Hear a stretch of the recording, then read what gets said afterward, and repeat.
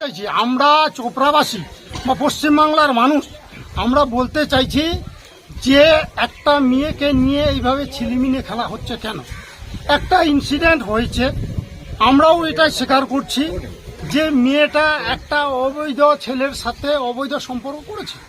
এটা একটা সামাজিক চোখে খারাপ লাগছিল, যার জন্য আইনগত তার ব্যবস্থা হওয়া উচিত ছিল, কিন্তু সামাজিক বৈঠকে একটা বেশি বাড়ান্ত হয়ে গেছে।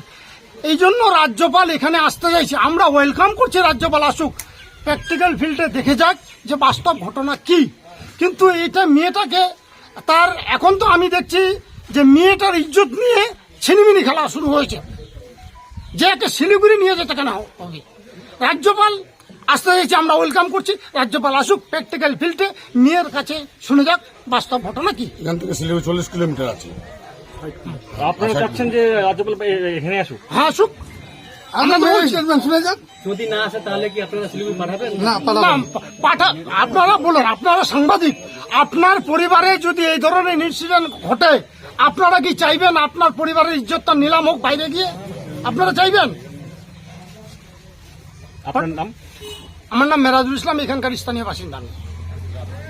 গতকাল আমার যে ভিডিওটা ভাইরাল করেছে সেটা আমি জানি না কে বা কারা ভাইরাল করেছে। থানায় আমি অভিযোগ জানাচ্ছি, লিখিত দিয়েছি। তো আমার মান সম্মান নিয়ে হানি করেছে, আর আমার নিয়ে হানি করেছে। আমার অনুমতি ছাড়া ভিডিওটা ভাইরাল হয়েছে।